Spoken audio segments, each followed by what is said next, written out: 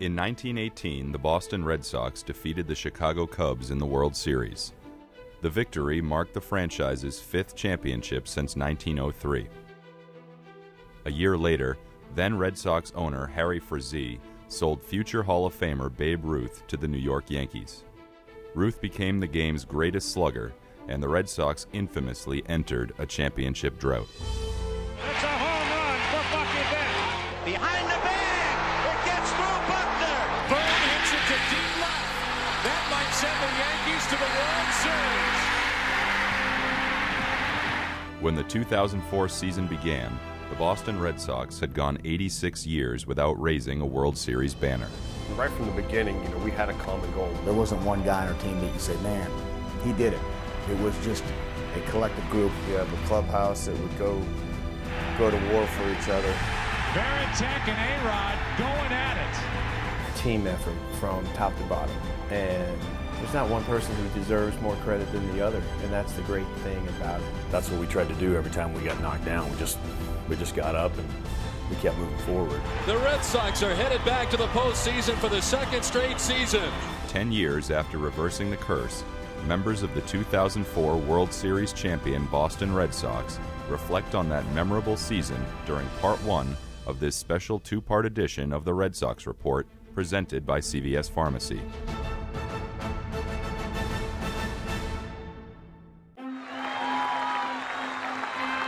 Ortiz lifts it in the air to deep left field. Looking up, it is gone! Red Sox win 6-5. Walk-off home run for David Ortiz on a magical night at Fenway. In 2003, Red Sox Nation believed they had the team to finally break the curse of the Bambino. New additions Bill Miller, Kevin Millar, and David Ortiz combined with established all-stars Nomar Garciaparra, Manny Ramirez, and Pedro Martinez to propel the Red Sox into the postseason. Bases loaded, 1-2 pitch. Strike three called, and the Boston Red Sox have come from behind, trailing 2-0. After defeating the Oakland A's in the first round of the playoffs, the Sox faced off against their storied rivals, the New York Yankees. It would take 7 games to crown an American League champion, and the Red Sox had the lead late in the deciding game. A flare into center field. Out as Walker won't get it. The base running of Matsui. He comes home. Nobody covers second. Tie game. The game remained tied into the 11th inning. Boone hits it to deep left. That might send the Yankees to the World Series. Boone, a hero in Game 7. There was nothing like walking out the field Game 7. First of all, we give up the lead. Second of all, we're in a battle with Mariano Rivera, and then it's like Wakefield comes in. I was just throwing balls down to my infielders, and I one-hopped the dugout, and it was like coming down, balls in, first pitch, boom, devastating. I just remember, though, losing and going into that locker room, and it, without question, being the most low, somber place I had ever been in. You would have thought that somebody would have just come in, or one of your teammates would have died. It felt that heavy. Probably a lot tougher for me than the team to put that loss behind me, but didn't know how the fans were going to react. But I think the group of guys that we had, 80% of us, it was the same team going in 2004. So you have to go through those miserable times in sports and the struggles to enjoy the good times. That offseason, the Red Sox front office quickly turned its focus to 2004. And now it's my pleasure to introduce the newest member of the Boston Red Sox, Curt Schilling. I like the thought of 35 starts with no let-up emotionally. I like the thought of pitching in the biggest rivalry in sports in front of some incredible fans. In addition to trading for Curt Schilling, the Sox also signed free agent closer Keith Foulke. Red Sox Nation was again cautiously optimistic as spring training approached. When you looked at where they ended 2003 and what they did to make the team better in 2004, you knew that the potential was there. Then at that point, though, you're still fighting history, you're talking about the curse, and you've got all this talent that's rolled through Boston year after year, decade after decade, and you think, when's it finally going to break through? When's this finally going to happen?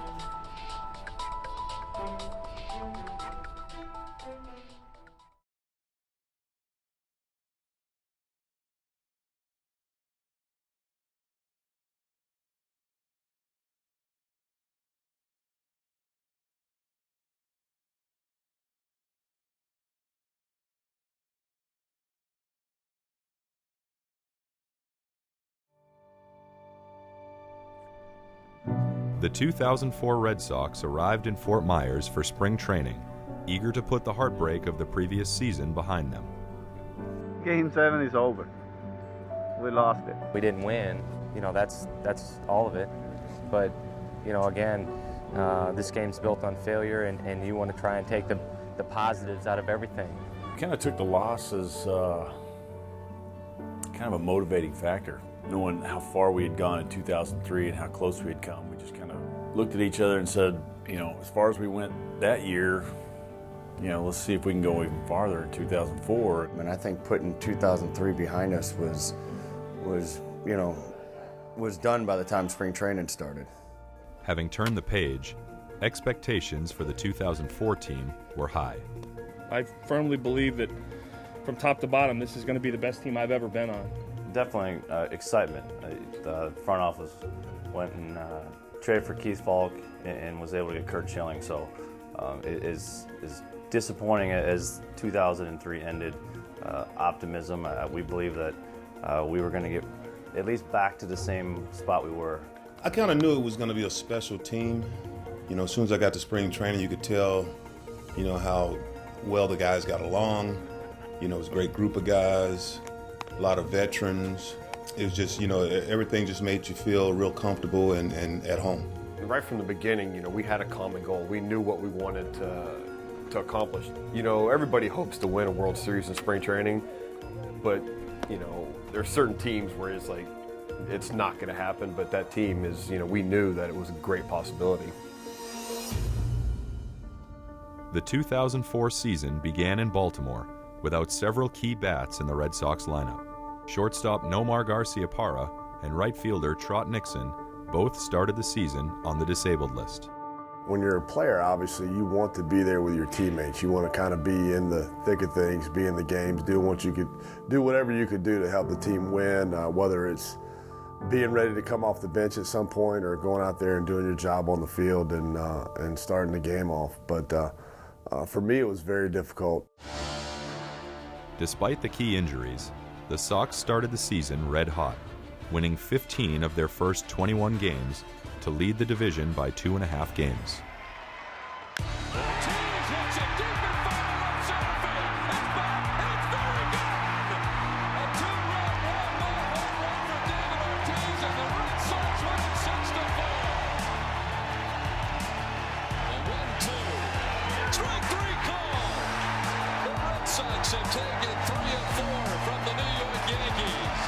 As the calendar turned to May, the winning ways wouldn't last.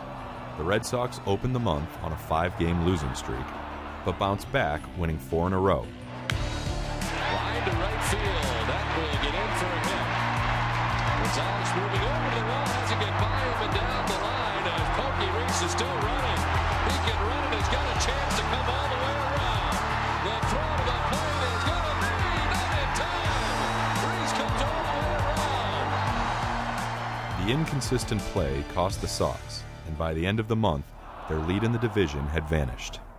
I think since we were kind of, you know, going back and forth, you know, we'd win and then we'd lose a lot and then we'd win. I think guys were trying too hard. June marked the return of Nomar Garciaparra and Trot Nixon to the Red Sox lineup, but that did little to stop the slide. By the time the Sox traveled to New York to face the Yankees on June 29th, they trailed in the division by 5.5 games, and things would only get worse for the struggling Sox. Flaherty hits it in the air to left field, back up, and it'll one-hop the wall, and the Yankees will win it in 13 innings. A crushing defeat tonight for the Red Sox and the sweep by the New York Yankees. I think our struggles were more so our pitching didn't settle in completely. We played well, you know, for quite a while, and then we weren't winning games. We're losing 2-1, 3-2, extra innings, this, that. You're going to have ups and downs, and you know, you want your ups to be longer and you want your downs to be shorter, but you know, it's character building, you know, and there's times where, you know, things don't go well and you're just not going to win every day. On July 23rd, the Red Sox once again faced off against their rivals in a 3-game series against the Yankees at Fenway Park. The 2-2. Hit in the air to left. Manny running after it. That ball is off the scoreboard. Sheffield will score the go-ahead run, and the Yankees lead 8-7. And the recent struggles continue for Keith Foulke. The loss dropped the Red Sox to a 52-44 record. They sat in second place, 9.5 games behind the Yankees. Game 2 of the series was scheduled to begin at 3:15 the next day. Overnight storms and rain in the forecast put the prospect of playing in doubt.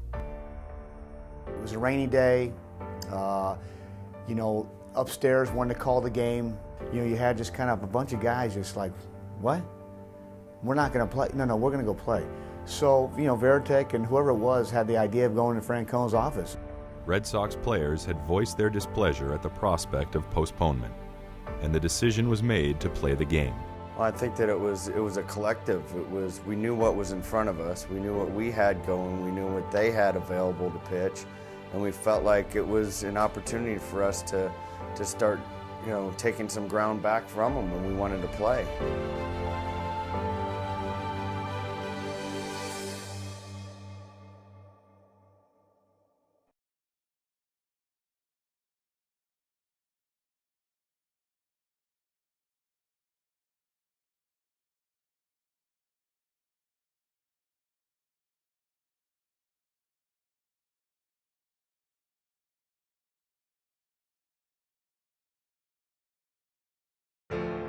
Rain and dire field conditions nearly postponed the July 24th Red Sox-Yankees game. First and third, nobody out. After an uneventful first inning, the Yankees scored twice in the second and added another run in the third. That's up the middle. Bellhorn will step and throw. Double play, but the run scores, and that makes it 3-0. With 2 outs and no one on, Alex Rodriguez stepped up to the plate. So here you are, you got Bronson Arroyo. He's 112 pounds wet, 6'1", blonde-haired, blue-eyed Cuban young man. Throws about 87 to 90, maybe max. Hits Alex Rodriguez with a little breaking ball. Alex Rodriguez is drilled, and to me, Bronson was pitching inside, and you're supposed to pitch inside. I mean, the scouting report on Alex is. He's got a hole inside. Didn't do any damage, but I think he was irritated that he thought maybe there was some intent there. So he said, throw that over the plate. And I was just kind of slowly walking towards him and the umpire to get another ball and just kind of smiling, and he said, throw that over the plate again. And after he said it the second time, then Veritek basically said something. I couldn't hear exactly what he was saying, but it was along the lines of, just go down to first base and shut your mouth. Something told me that Alex didn't know much about Veritek, so you back a dog into a corner, you better be ready to fight. he says something to Bronson Arroyo. Tech did exactly what he was supposed to do. He gets up and he gets in between the pitcher and the hitter, and then it obviously just all hell broke loose. And Here we go. Veritek and A-Rod going at it. Just part of the game. He felt he got hit. He was going after Bronson, and yelling at Bronson, and I got in the middle of it. Simple. Schilling is right in the middle of it. Now another fight off to the side. Millar is in it. Nixon is in it. We got there pretty quick, and so it was still pretty heated. And you get that many big guys dancing around. It's you got to kind of head on the swivel. And I think that's what made our rivalries, unique, is that we fought a lot, and I think there was that respect because we were so opposite and different of each other, but yet there was that edge, and it wasn't just the two cities, it was from the two teams, and that's basically what happened. Following the bench-clearing brawl, the teams traded leads. The Yankees were ahead 10-8 in the bottom of the 9th inning. Ruben Sierra makes it a 2-run Yankee lead. A long day. A lot of runs being scored on both sides. And finally, they take the lead. They have, they're studding the game, and everybody knows what a phenomenal job he has done over and over. And now Mariano Rivera. Mariano Rivera entered to close out the game for the Yankees. A flare. It's a one-run game, and the tying run is on. After the Sox scored once, Bill Miller stepped up to bat representing the winning run. I remember Billy coming to the plate, and I think, Billy had already had some success against Mariano, and I just felt like something good was going to happen. Now Miller's sitting on a 3-1 pitch. Driven in the air to deep right field. Back is Sheffield. The Red Sox win it. I never assume it's gone just because, when you're 5'10", about 185, you don't assume that balls are gone at all, ever. So, you just run your butt off, and once it's over the wall, then you can slow down. Yeah, I was in the locker room, and there was a bunch of us in there because the fight had really kind of stirred some stuff up. I know there was like 5, 6, 7 guys kind of hanging out almost in a manner that didn't happen a whole lot. And we're watching it on TV, and when Billy Miller hits that home run, I can remember it was the first time during the regular season that guys were so happy and jumping around inside the locker room, not just on the field, for the win, almost as if it was a playoff game. The win only got the Red Sox one game closer to the Yankees in the standings. But to the players in Boston's clubhouse, the victory meant much more. When Bill hit that home run and having Mo on the mound, you finally see almost like this juggernaut finally has a chink in his armor, and he is beatable. It just seemed to give us a little bit of hope against one of the greatest closers ever. It was remarkable because if there's one, I'd say, series or turning point or moment in a season that we kind of just all looked at each other and came together, it was that day. That was one of those games where you go back after the game that night and you think, it just feels different in the AL East, and it feels like the Red Sox now have the upper hand.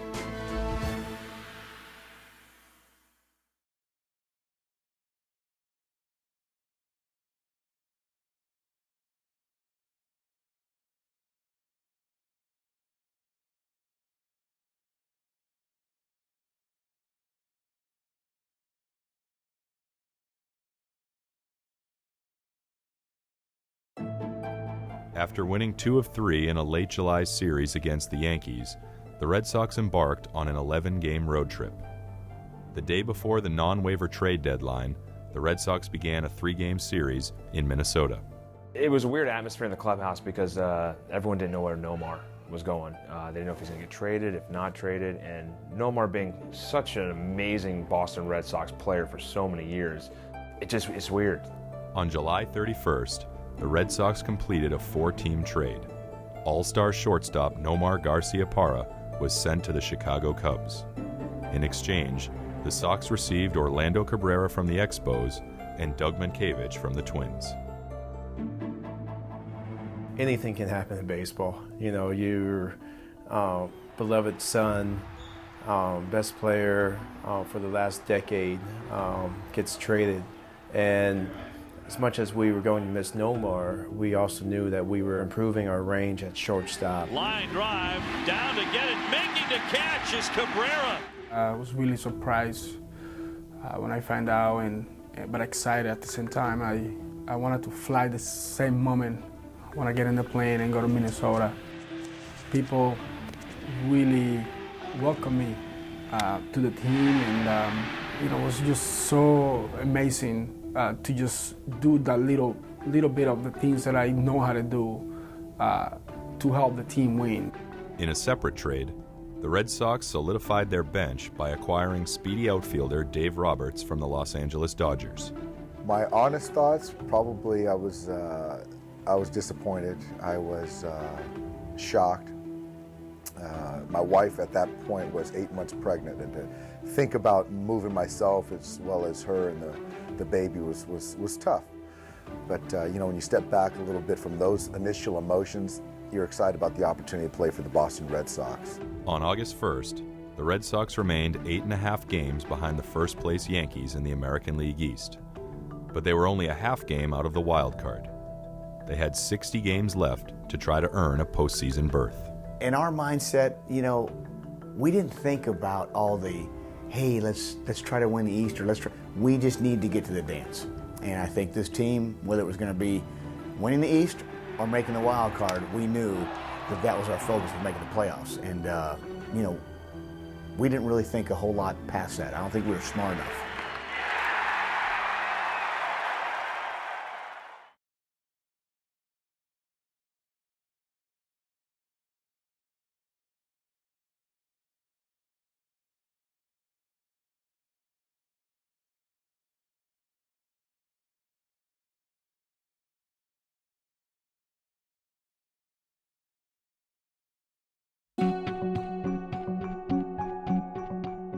Two weeks after a dramatic roster shakeup, the pieces finally came together for the 2004 Red Sox. Starting August 16th, the team went on a roll, winning 22 of its next 25 games.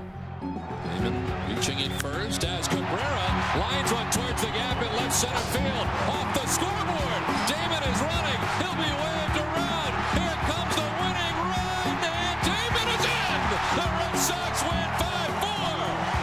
Orlando Cabrera getting it done for Boston tonight. For me, it was my first time, you know, being in a winning team. I have, you know, hit some walk-off before when I was in Montreal, but never anything with this capacity, with this magnitude.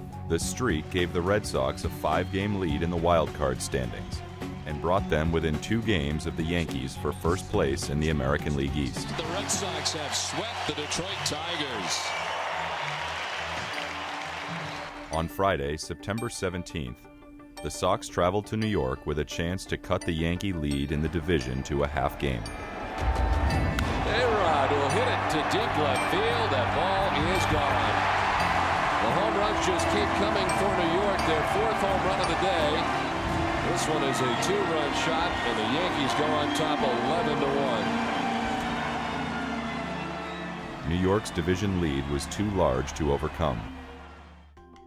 With 6 games left to play, the Red Sox secured a postseason berth by clinching the wild card. Strike 3 call. The Red Sox are headed back to the postseason for the 2nd straight season.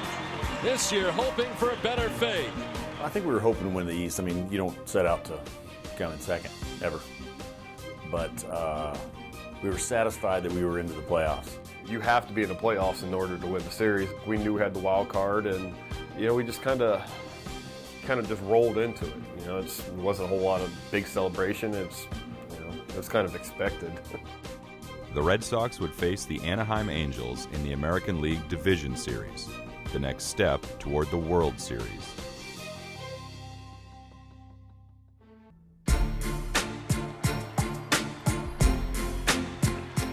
Strike 3 call. The Red Sox are headed back to the postseason for the 2nd straight season. This year hoping for a better fate. The Red Sox finished the 2004 regular season in 2nd place in the American League East with a 98-64 record, 3 games behind the New York Yankees. The team's record was good enough to earn the American League wild card and a matchup against the West Division champion Anaheim Angels. People didn't expect to lose ever. We just got to go to California and then just beat those guys over there. I was like, wow, like it's like that? I'm like, okay. But they were a great team. They could go out and they could score a lot of runs, and they had a quality pitching staff. We had to go, full tilt the whole way, and it wasn't easy in that series. Game 1 in Anaheim featured a pitching matchup of Curt Schilling against Jared Washburn, and the Red Sox offense wasted no time getting on the board. David Ortiz to Kevin Millar. Manny Ramirez, 8-0 Boston. By the 5th inning, the Red Sox had built a 7-run lead. That was more than enough for Schilling. Schilling gets the youngster. And the bullpen. And Mike Timlin and Jason Varitek shake hands. By the next day, the Angels had regrouped, and Game 2 of the best-of-5 series was more evenly matched. The score was tied at 3 going into the 7th inning. 1 out, 2 runners in scoring position. Not even contested. Boston has the lead. The Sox added 4 more runs in the 9th to secure the victory and a 2-0 series lead.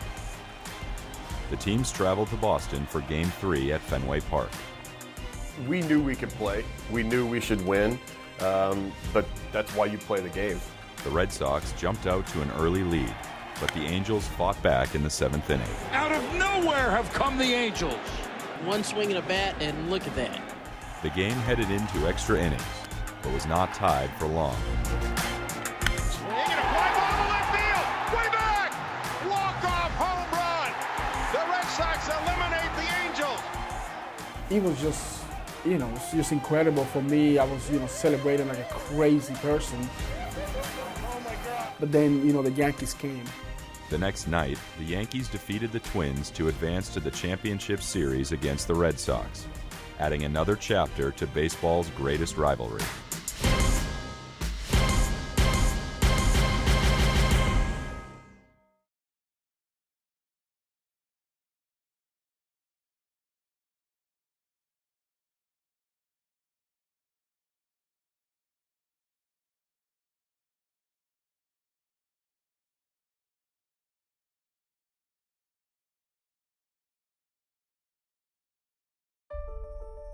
After sweeping the Angels in the division series, the Red Sox headed to New York to face their old foes, the Yankees, in the American League Championship Series. We were always confident facing the Yankees. It was a team we knew extremely well. We knew what we needed to do to overtake them. We matched up well. We were confident. We had a quiet arrogance about us, I think, in a good way, and I just think that was part of our success, is that we believed in each other. But we also know the game of baseball can tear you down really quick. And then, the way it started couldn't have been any worse. Curt Schilling took the mound for the Red Sox in Game 1 and got off to a rough start. Matsui sticks the bat out into left, base hit. The Yankees strike first. And now Bernie Williams grounds it through the right side. Matsui coming home. 2-0 New York. Schilling was pulled after allowing 6 runs over 3 innings. For the Yankees, starter Mike Mussina retired the first 19 batters he faced. Despite the deficit, the Sox rallied late in the game, but it was not enough. Miller grounds back to Rivera. The second one on the first. Game over. Yankees win Game 1, 10-7. The Red Sox hoped to even up the series the next night in Game 2, but the offense struggled to produce. Strikes out. Another strikeout for Lieber, his third of the night. Pedro Martinez pitched well, allowing 3 runs over 6 innings. The Sox finally scored late in the game, but Mariano Rivera extinguished any hopes for a comeback. Game over. The two teams traveled to Boston with the Yankees leading the series 2-0. After an off day and a rainout, the series was set to resume on Saturday, October 16th. The extra time off did not help the Red Sox. That ball is up and out. Here's a 2-0. Miller flies to center. Bernie Williams is there, and the Yankees win it, a final of 19-8.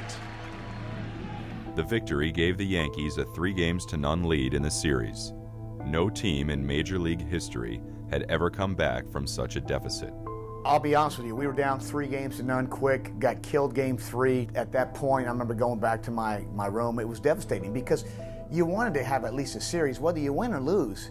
To be down 0-3, you're like, it made you want to throw up. It was that quick. It was just boom. I think everybody was honestly like, how long can we survive before we get knocked out of this thing? I'd like to say I was hopeful, but I really wasn't. So it was kind of one of those things that seemed overwhelming at the time, and we were down and disappointed, upset, all the words, all those adjectives.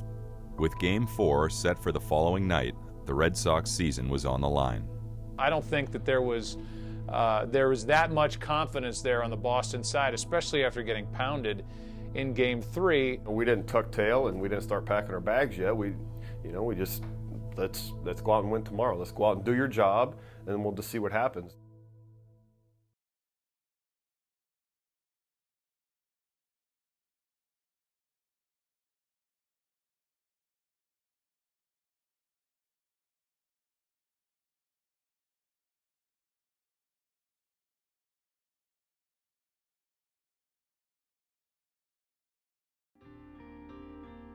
Down 3-0 to the Yankees in the best-of-7 American League Championship Series, the Red Sox remained determined. I remember coming to the ballpark, and in that day there was a black cloud over the ball club. It was very quiet, and it wasn't quite the same locker room, and Kevin was the guy who could bring us back. I'm just telling you, do not let us win a night. I don't know how we're going to win a night, but do not let us win a night, because if they do, you have Pedro Game 5, you have Schilling Game 6, and I know if that happens, anything can happen in Game 7. And then it kind of took the pressure off all of us, and we just kind of band together and said, we can win one game. There was hope. It was just the hope, okay, let's pitch well enough to let this team be around long enough. We win one game and watch out. The Yankees struck first in Game 4. He swings at a towering fly ball to deep left, way back. It is gone and out of Fenway. But the Sox came back in the 5th. Line drive, but they lead no more. Damon is in. Cabrera rounds, he scores, and Boston has the lead. Only to give the lead right back an inning later. Grounds to the right side, Bellhorn knocks it down, can't make a play, and the Yankees lead again. Heading into the bottom of the 9th, the Red Sox found themselves down 4-3. Mariano Rivera had pitched the 8th inning and returned to try to finish the game and the series for the Yankees. Kevin Millar led off the inning. And you can ask Kevin, he's not the most outstanding hitter. He's not usually the guy you're going to want, down a run going into the 9th. Ball 1. But he's also so mentally strong that he's able to kind of think his way into doing something right. Inside, 2-1. And he did. He took enough pitches and laid off the high cutter. It's 3-1. And got on base. Off walk, and there's life for the Red Sox. Once I walked, I knew immediately Francona, I look over the dot, get my slow butt out of here, I said, and then boom, here comes Roberts. Tito came up to me and said, and about right before the 9th inning started, if anybody gets on base, you're going to run for them. So for me, I was ready. With Dave Roberts on first, Bill Miller came up to bat.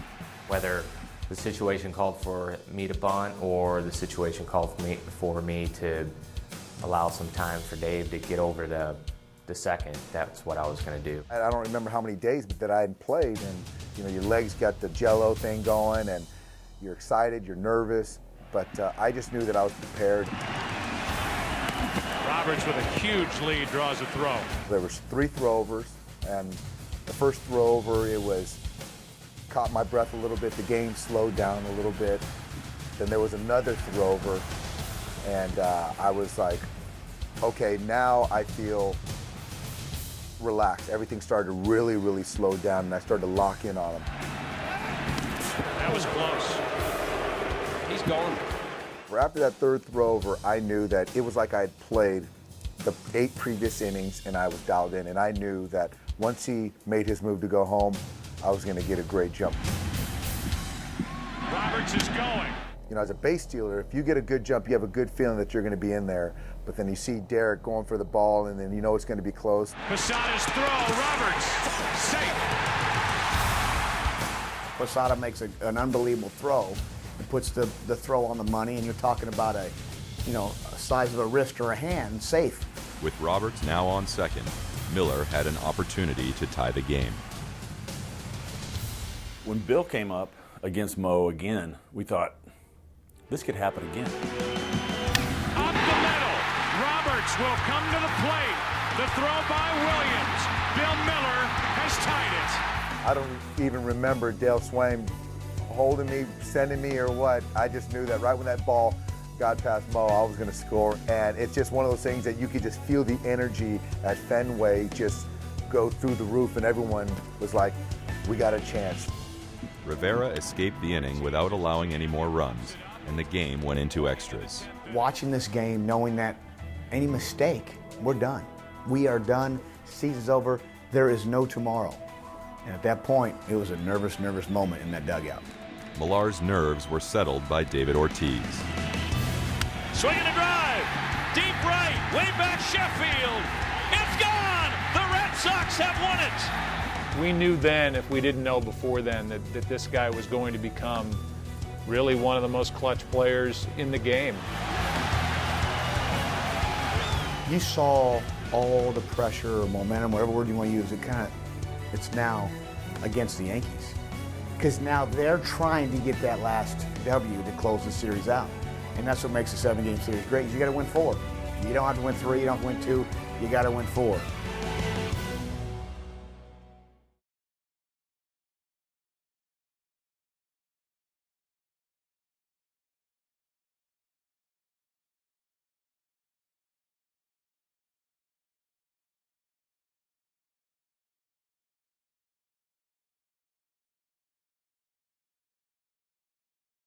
After the dramatic walk-off victory in Game 4 of the American League Championship Series, the Red Sox still faced an uphill battle with no margin for error.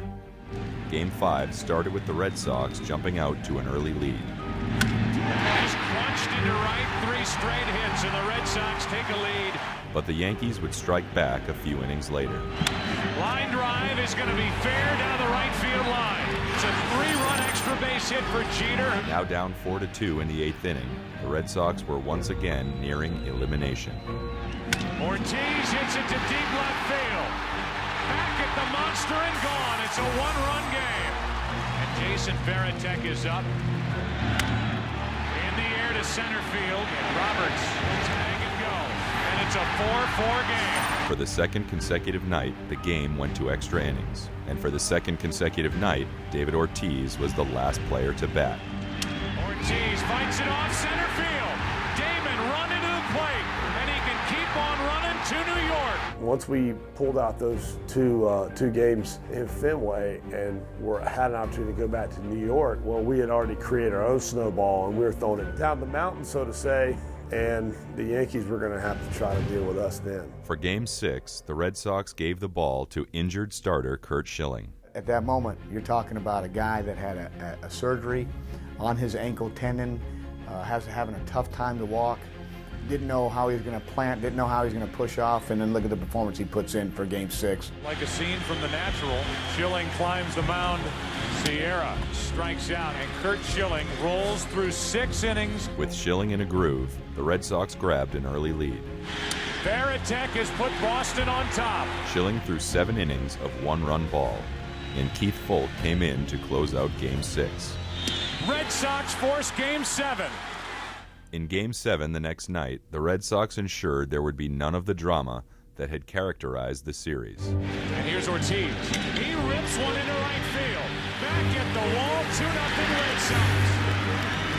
Damon hits it in the air to right field. Sheffield back in the corner. At the wall, a grand slam.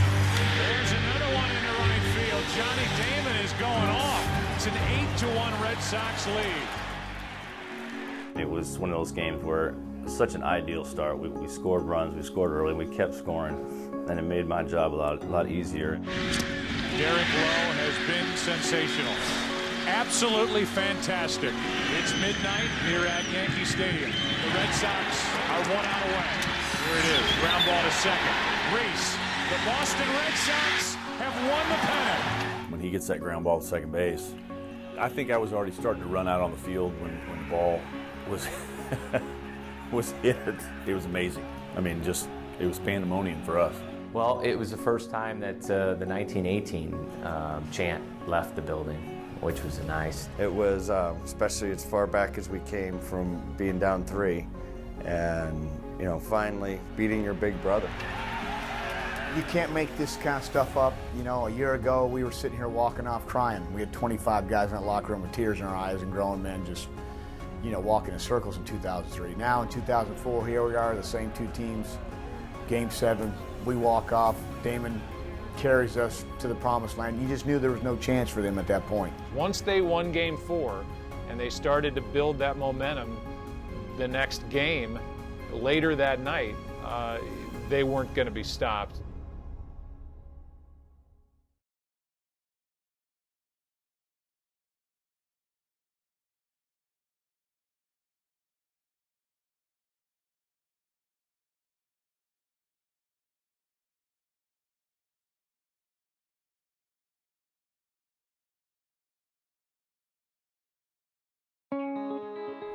3 days after the Red Sox defeated the Yankees in New York and won their first American League pennant since 1986, they were set to host the World Series.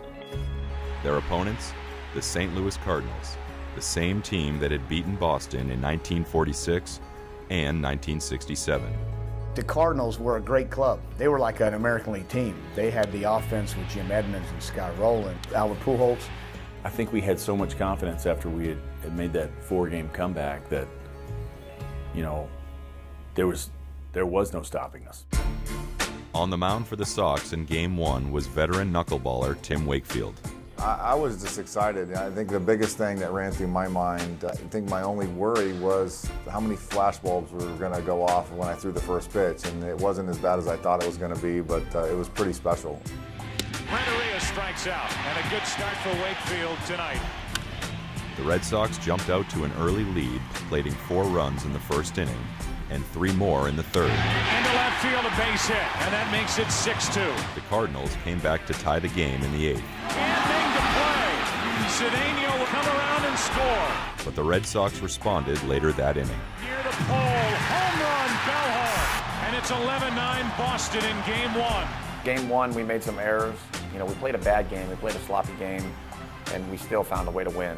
And at that time, you know, once we got that first victory like that, and we almost felt like we had already the game in hand. It was already checkmate, you know. And the Red Sox win it 11-9.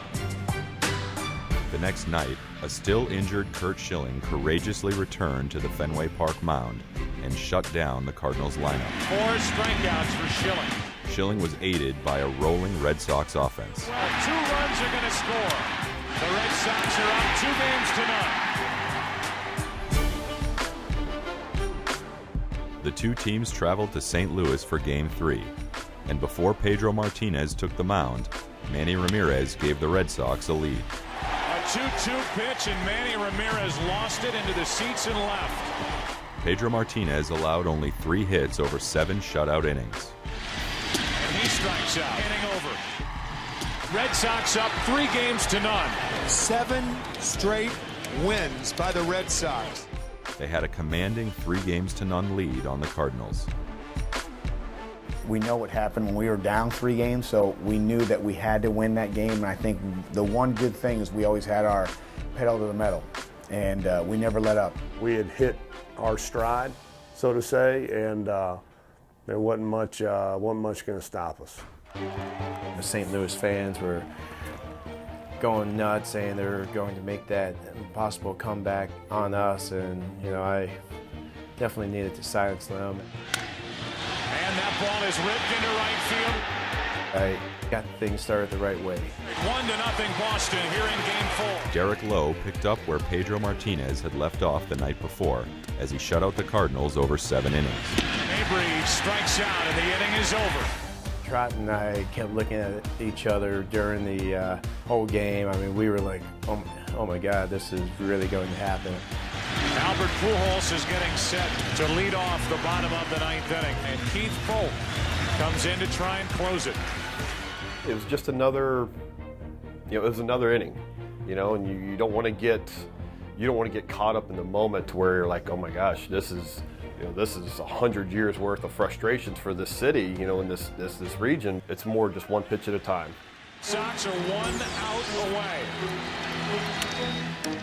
Back to Folk. Red Sox fans have longed to hear it. The Boston Red Sox are world champions.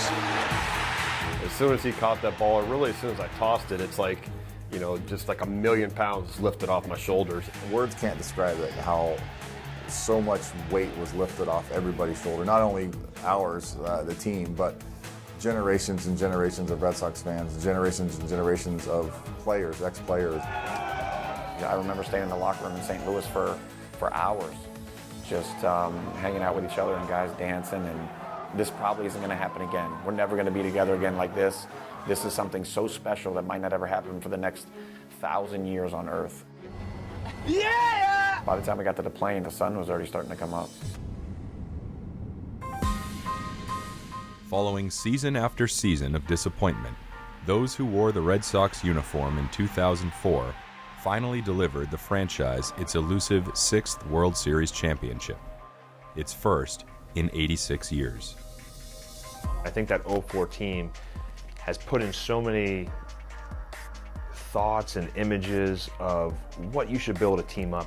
So many characters on a team, but everybody was always going in the same direction. Team effort from top to bottom.